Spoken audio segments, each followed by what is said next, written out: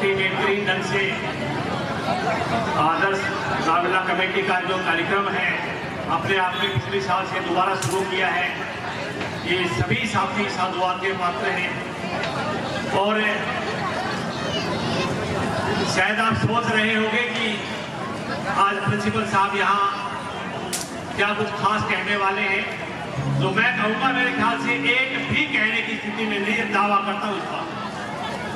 आज से ठीक 1 साल पहले मैं यहीं आया था और जब लोग कहते हैं कि राम से कुछ मांगना है, मैं ईमानदारी से कहता हूं मैंने राम से 1 मांगा था, मुझे 5 मिले।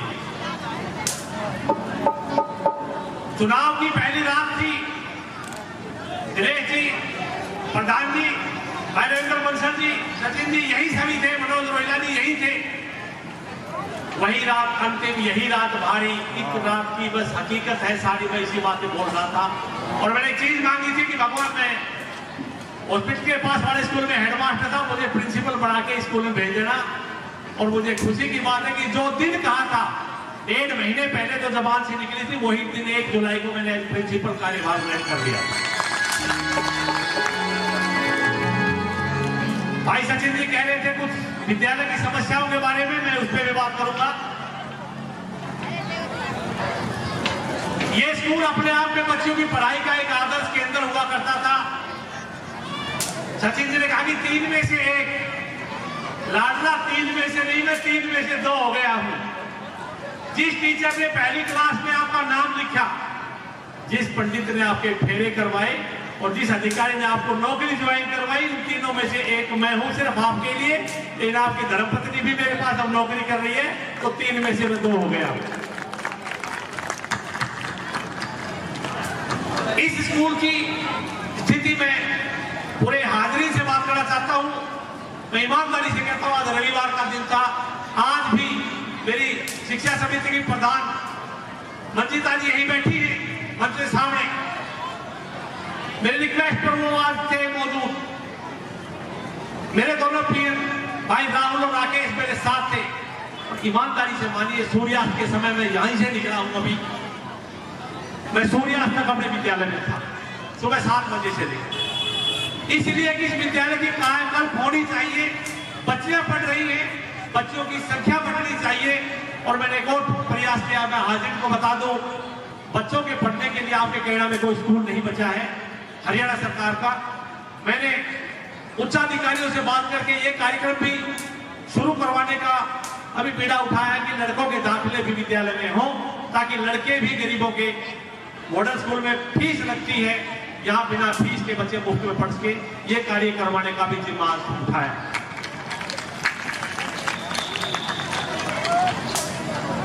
एक बहुत बड़ी पुरानी लाइब्रेरी पड़ी थी अधूरी, मेरे साथियों का सहयोग है। सचिन जी मैं इस बात को करेक्ट कर दूं, आदरणीय श्री नरेश जी रिटायर्ड लेक्चरर, भाई सतीश जी रिटायर्ड लेक्चरर और भाई लीलू राम जी, उन्होंने सहयोग किया है।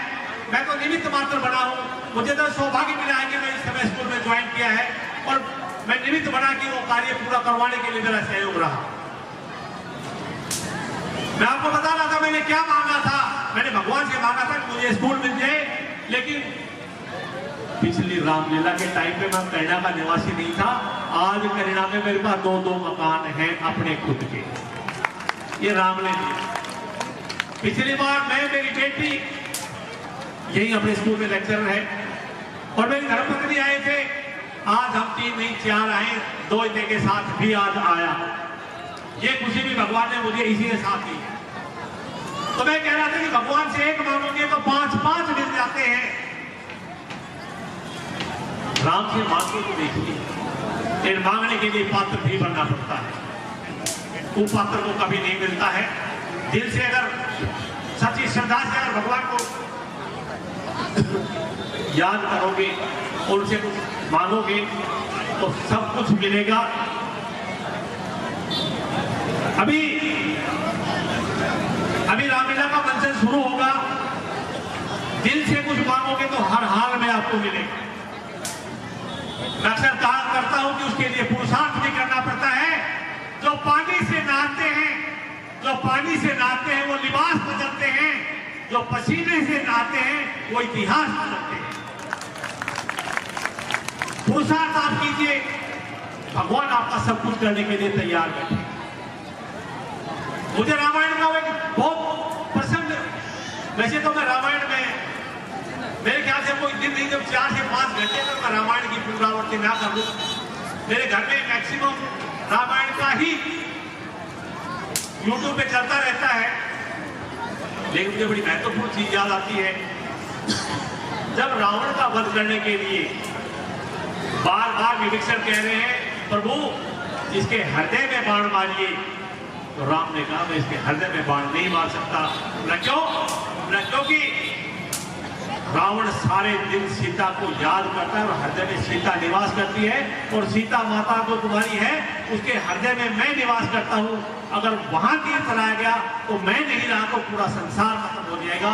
इसलिए ध्यान रखें, दिल के अंदर जो सजो कर रखते हैं उनको संभाल के रखिए, क्योंकि आपका दिल सबसे अनमोल धरोहर है। आज के दिन डॉक्टर बाईपास कर सकते हैं, हार्ट ट्रांसप्लांट कर सकते हैं, लेकिन जो आपका दिल है वो किसके लिए धड़कता है, वो भगवान राम के लिए धड़कता है, तो सबसे बड़ी बात है। और हनुमान जी ने यही चीज जीवन में दिखाई थी। जो हनुमान जी कुछ दिन तक राम के साथ रहे थे, कुछ दिन तक राम जी के बारे में राम जी ने यही कहा है, तुम मम प्रिय भरत सम भाई। उनको अपने भाई भरत के बराबर माना, लक्ष्मण के बराबर माना। तो ये सब हमारी गरिमामयी जो शक्ति है, ये भगवान राम की श्रद्धा और आस्था के कारण है। मुझे भाई मनोज जी आदेश हुआ था,